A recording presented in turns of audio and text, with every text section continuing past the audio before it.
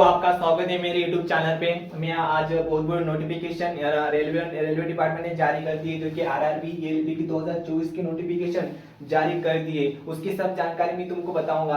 उसका अप्लाई कब है, लास्ट डेट कब है, उसके एग्जाम कब है, एज रिलीजेशन और वैकेंसी के बारे में और क्वालिफिकेशन सब एग्जाम पैटर्न आपको मैं बताऊंगा। तो आप लास्ट तक बने रहे और हमारे वीडियो पूरा देखें, क्योंकि आपको सब जानकारी मैं इसी में बताने वाला हूँ 2-3 मिनट की वीडियो में। तो सबसे पहले बात आपको बताना चाहता हूँ कि अप्लाई डेट है वो 20 जनवरी से स्टार्ट हो गई। अगर आप 20 जनवरी से आप स्टार्टिंग कर दो, जो कि लास्ट डेट 19 फरवरी तक लास्ट है। इस कभी बढ़ेगी नहीं, तो 19 फरवरी से पहले आप अप्लाई कर देना। तो एग्जाम कब होगी, उसकी एग्जाम अभी तक तो मेरे हिसाब से मतलब जून जुलाई में हो जाएगी। अभी तो मतलब उन्होंने दिया नहीं है कि कब होगी। तो बाद में उसकी एज, अब एज क्या होनी चाहिए, इसमें से 18 और 30 के अंदर में अगर आपकी एज है तो आप इस फॉर्म को फिल कर सकते हो। अगर आप एसटी और एससी का है तो आपको 5 साल की छूट दी जाती है, मतलब अगर 35 साल भी होगी तो आपको फॉर्म फिल कर सकते हो। बाद में अगर आप ओबीसी की हो, जनरल कैटेगरी की हो, तो आपको 3 साल का यह छूट मिलती है, मतलब 33 साल तक आप भर सकते हो।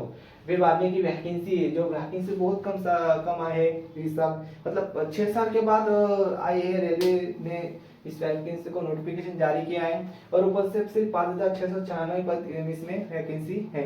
लेकिन उसकी क्वालिफिकेशन क्या है, अगर आप 10 पास हो गए हो और आपके पास डिप्लोमा भी होना चाहिए।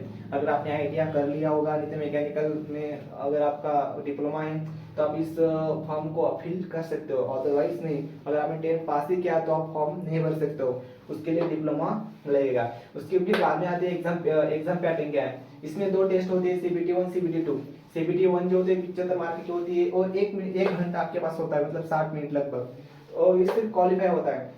सीबीटी पर सिर्फ क्वालिफाई जाके पूछा जाता है। मैथ 20 अंक के लिए, रीजनिंग 25 के लिए, साइंस 20 के लिए और जीए जो होता है 10। इसलिए इससे टोटल 75 मार्क का पेपर होता है, 1 घंटे का समय रहता है और इससे भी क्वालिफाई ही रहता है। फिर बाद में अगर क्वालिफाई हो गए तो आपको सीबीटी 2 का टेस्ट दिया जाता है, फिर आगे भेजा जाता है। अगर सीबीटी 2 में 2 पार्ट रहते हैं, एक बी और ए और बी रहता है। ए जो मेरिट लगती है, बी सिर्फ क्वालिफाई रहता है। ए में जो पेपर होता है वो 20 अंक का होता है। आपके पास 1.5 घंटा मतलब लगभग 90 मिनट आपको दिया जाता है। इससे मेरिट लिस्ट इसी से बनती है, यह ध्यान रखना।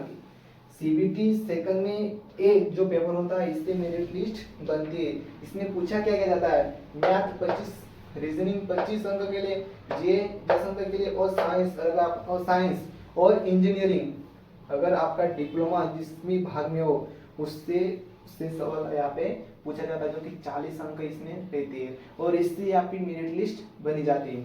उसमें दूसरा पेपर होता है बी, जो कि 75 मार्क का रहता है और आपके पास 1 घंटा आपके पास रहता है और सिर्फ क्वालिफाई रहता है। जो पेपर होता है सिर्फ क्वालिफाई रहता है, क्योंकि ये पेपर पूरा टेक्निकल के मार्फत रहता है। अगर आपने डिप्लोमा किया है तो डिप्लोमा के में इसमें पूछे जाते हैं सवाल। अगर बाद में अगर दोनों सीबीटी 1 सीबीटी 2 आपने पास कर लिया, फिर बाद में साइक्लो टेस्ट होता है, एप्टीट्यूड टेस्ट मतलब साइक्लो टेस्ट है। उसमें इसके 30% और इसमें से मेरिट के 70%, इसकी 100% की आपकी मेरिट बाद में लगाई जाती है। फिर बाद में डॉक्यूमेंट वेरिफिकेशन के लिए बुलाया जाता है। फिर बाद में आपको 1-2 महीने में ज्वाइनिंग दी जाती है। तो आपके लिए बहुत बड़ी खुशखबरी है, जो नोटिफिकेशन 6 साल के बाद आया है। तो मैं आपको, अगर आपकी क्वालिफिकेशन डिप्लोमा है तो 10 पास है तो आप जरूर भरिए।